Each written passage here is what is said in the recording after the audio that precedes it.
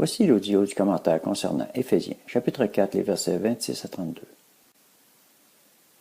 Si vous vous mettez en colère, ne péchez pas. Que le soleil ne se couche pas sur votre irritation. Ne donnez pas accès au diable. Que celui qui dérobait ne dérobe plus, mais qu'il prenne plutôt de la peine, en travaillant honnêtement de ses mains, pour avoir de quoi donner à celui qui est dans le besoin. Qu'il ne sorte de votre bouche aucune parole malsaine, mais s'il y a lieu, quelques bonnes paroles qui servent à l'édification nécessaire et communiquent une grâce à ceux qui l'entendent. N'attristez pas le Saint-Esprit de Dieu, par lequel vous avez été scellés pour le jour de la rédemption. Que toute amertume, animosité, colère, clameur, calomnie, ainsi que toute méchanceté, soit ôtée du milieu de vous. Soyez bons les uns envers les autres, compatissants. Faites-vous grâce réciproquement, comme Dieu vous a fait grâce en Christ. Commentaire. La semaine passée, nous avons vu, ou du moins effleuré, ce qui empêche la bénédiction du Dieu vivant d'être continuellement dans nos vies. Nous allons maintenant regarder certains aspects de notre comportement journalier qui fait que, par nos agissements, nous nous fermons nous-mêmes les portes du royaume de Dieu. Verset 31. Que toute amertume, animosité, colère, clameur, calomnie, ainsi que toute méchanceté, soit ôtée du milieu de vous. Que toute amertume, animosité, colère, clameur, calomnie. Aïe aïe, ça arrache une bonne partie du quotidien de plusieurs, ça. Alors que le Seigneur nous veut bon, patient, amour, plein de compassion.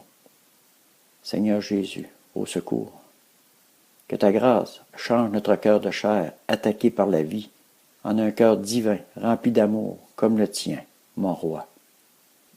Proverbe, chapitre 19, verset 11. L'homme qui a du discernement est lent à la colère, et il met son honneur à passer sur une offense.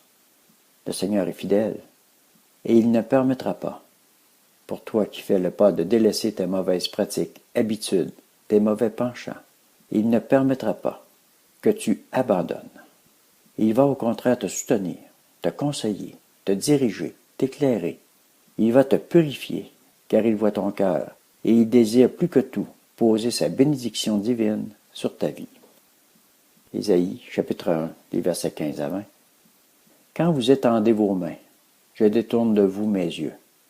Quand bien même vous multipliez les prières, je n'écoute pas. Vos mains sont pleines de sang. Lavez-vous, purifiez-vous. Ôtez de ma vue la méchanceté de vos actions. Cessez de faire le mal. Apprenez à faire le bien. Recherchez le droit. Ramenez l'oppresseur dans le bon chemin. Faites droit à l'orphelin.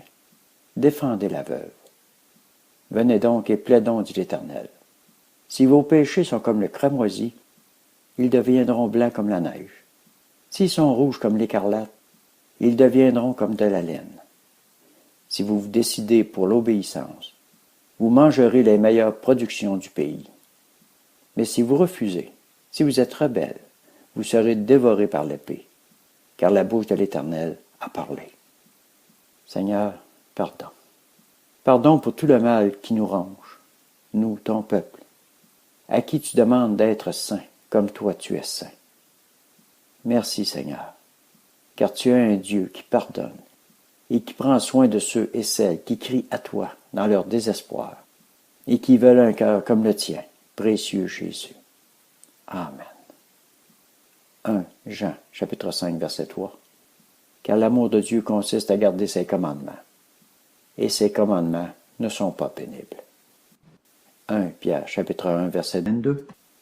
Après avoir purifié vos âmes dans l'obéissance à la vérité, en vue d'un amour fraternel sincère, aimez-vous les uns les autres ardemment et de tout cœur.